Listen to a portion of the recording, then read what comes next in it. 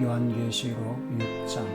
내가 보매 어린 양이 7인 중에 하나를 떼시는데 그때에 내가 들으니 네 생물 중에 하나가 우레소리같이 말하되 오라 하기로, 이에 내가 보니 흰 말이 있는데 그 탄 자가 활을 가졌고 면류관을 받고 나아가서 이기고 또 이기려고 하더라.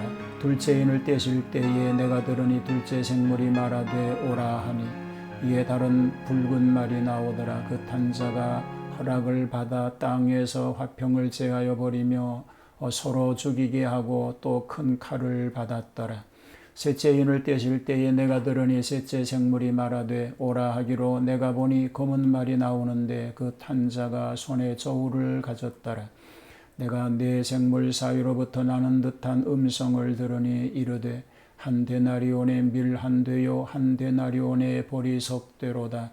또 감람류와 포도주는 해치지 말라 하더라. 넷째 인을 떼실 때에 내가 넷째 생물의 음성을 들으니 말하되 오라 하기로, 내가 보매 청황색 말이 나오는데 그 탄 자의 이름은 사망이니 음부가 그 뒤를 따르더라. 그들이 땅 4분의 1의 권세를 얻어 검과 흉년과 사망과 땅의 짐승들로서 죽이더라. 다섯째 인을 떼실 때에 내가 보니 하나님의 말씀과 그들이 가진 증거로 말미암아 죽임을 당한 영혼들이 제단 아래에 있어 큰 소리로 불러 이르되, 거룩하고 참되신 대주제여, 땅에 거하는 자들을 심판하여 우리 피를 갚아주지 아니하시기를 어느 때까지 하시려 하나이까 하니, 각각 그들에게 흰 두루마기를 주시며 이르시되, 아직 잠시 동안 쉬되 그들의 동무종들과 형제들도 자기처럼 죽임을 당하여 그 수가 차기까지 하라 하시더라. 내가 보니 여섯째 인을 떼실 때에 큰 지진이 나며 해가 검은 털로 짠 상복같이 검어지고 달은 온통 피같이 되며 하늘의 별들이 무화과 나무가 태풍에 흔들려 설익은 열매가 떨어지는 것 같이 땅에 떨어지며, 하늘은 두루마리가 말리는 것 같이 떠나가고 각 산과 섬이 제자리에서 옮겨지매, 땅의 임금들과 왕족들과 장군들과 부자들과 강한 자들과 모든 종과 자유인이 굴과 산들의 바위 틈에 숨어 산들과 바위에게 말하되, 우리 위에 떨어져 보좌에 앉으신 이의 얼굴에서와 그 어린 양의 진노에서 우리를 가리라.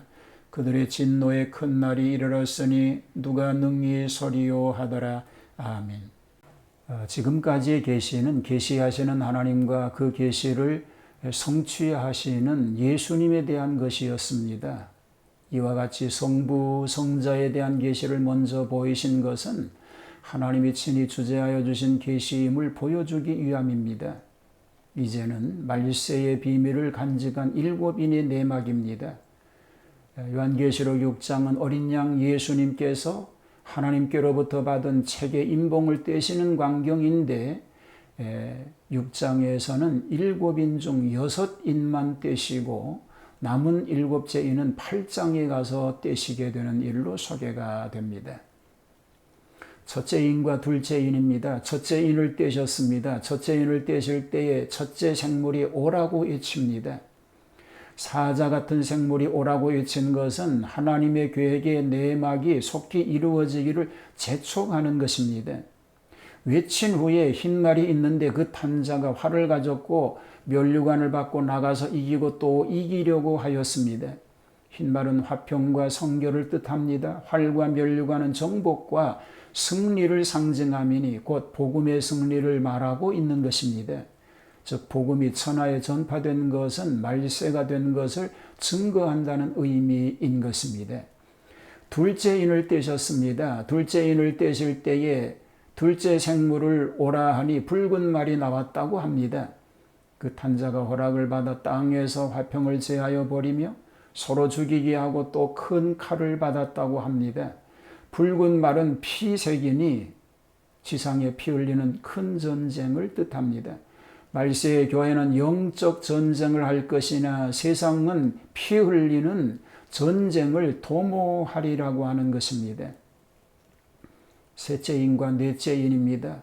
셋째 인을 떼셨습니다. 셋째 인을 떼실 때에 셋째 생물을 오라 하였음에 검은 말이 나타납니다. 그 탄자가 손에 저울을 가졌는데 한 데나리온에 밀 한 되요 한 데나리온에 보리석대로다. 또 감람류와 포도주는 해치지 말라고 합니다.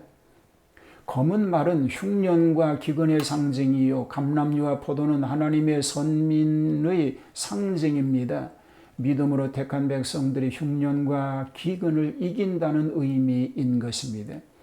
넷째 인을 떼십니다. 넷째 인을 뗄 때에 청황색 말이 나왔습니다. 그 탄자의 이름은 사망입니다. 음부가 그 뒤를 따르며 탄자는 땅 4분의 1을 다스리는 권세를 얻어 검과 흉년과 사망과 땅의 짐승으로 죽였다고 하였습니다.